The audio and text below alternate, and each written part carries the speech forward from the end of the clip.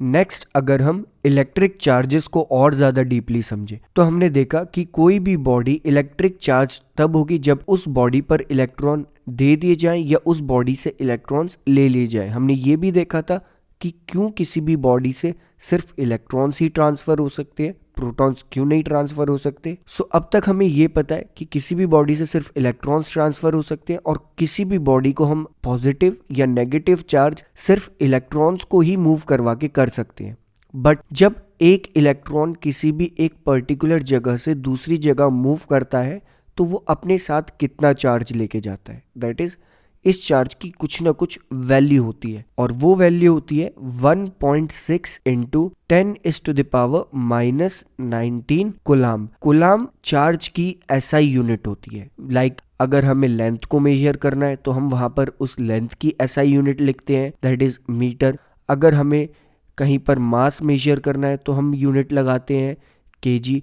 Same इसी तरह से चार्ज की भी अपनी एसआई यूनिट होती है, दैट इज कूलाम। और ये चार्ज एक इलेक्ट्रॉन पर भी और एक प्रोटॉन पर भी सेम होता है। एक इलेक्ट्रॉन पर चार्ज होता है -1.6 इंटू 10⁻⁻19 कूलाम और एक प्रोटॉन पर चार्ज होता है +1.6 इंटू 10⁻⁻19 कूलाम। यहाँ पर प्लस माइनस सिर्फ ये इंडिकेट कर रहा है कि जो चार्ज है वो इलेक्ट्रॉन पर है या प्रोटॉन पर है। इलेक्ट्रॉन और प्रोटॉन पर चार्ज की वैल्यू या हम कहें मैग्नीट्यूड सेम होता है। यहाँ पर प्लस माइनस हम अपने कन्वीनियंस के अकॉर्डिंग यूज करते हैं। एक चीज हमें यहाँ से क्लियर हो सकती है कि कभी भी एक बॉडी से दूसरी बॉडी पर इलेक्ट्रॉन्स मूव करते हैं, मतलब इलेक्ट्रॉन्स कुछ ना कुछ मूवमेंट शो करते हैं। नेक्स्ट, जब एक इलेक्ट्रॉन एक जगह से दूसरी जगह मूव कर रहा होता है तो वो एक पर्टिकुलर इलेक्ट्रॉन अपने साथ एक चार्ज की वैल्यू लेके चलता है और वो वैल्यू होती है 1.6 इंटू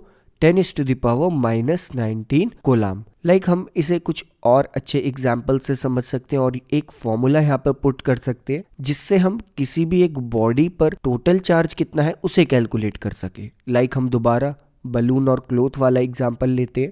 हमने कहा कि जब बलून को क्लोथ से रब करा गया तो इस केस में 500 इलेक्ट्रॉन्स क्लोथ से बलून पर ट्रांसफर हो गए। तो हमें यहाँ पर इलेक्ट्रॉन्स के नंबर पता है, that is number of electrons. Number of electrons यहाँ पर है 500। नेक्स्ट, हमने अभी एक चीज देखी कि जब एक इलेक्ट्रॉन मूव करता है और एक इलेक्ट्रॉन अपने साथ चार्ज कैरी करता है, दैट इज 1.6 इंटू 10⁻⁻19 कूलाम। हमें यहाँ पर यह बताना है कि जब ये 500 इलेक्ट्रॉन्स क्लोथ से बलून पर ट्रांसफर हुए तो कितना चार्ज ट्रांसफर हुआ, क्योंकि इलेक्ट्रॉन्स का ट्रांसफर होना चार्ज के ट्रांसफर होने से रिलेट करेगा, क्योंकि एक इलेक्ट्रॉन कुछ थोड़ा सा चार्ज लेके चलेगा और ऐसे बहुत सारे इलेक्ट्रॉन्स बहुत सारा चार्ज लेके चलेंगे। सो हम यहाँ से कैलकुलेट करते हैं। हम यहाँ पर एक फॉर्मूला इंट्रोड्यूस कर सकते हैं, that is Q is equals to NE।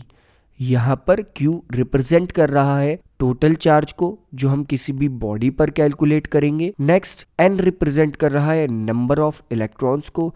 E represent कर रहा है एक इलेक्ट्रॉन पर चार्ज को। एक इलेक्ट्रॉन पर चार्ज होता है दैट इज 1.6 इंटू 10⁻⁻19 कूलाम। तो हम ये बता सकते हैं कि जब क्लोथ से बलून पर 500 इलेक्ट्रॉन्स ट्रांसफर हुए तो कितना चार्ज ट्रांसफर हुआ, दैट इज इस केस में Q is equals to 500 into 1.6 into 10⁻⁻19 coulomb आ जाएगा। 800 इंटू 10⁻⁻19 कूलम।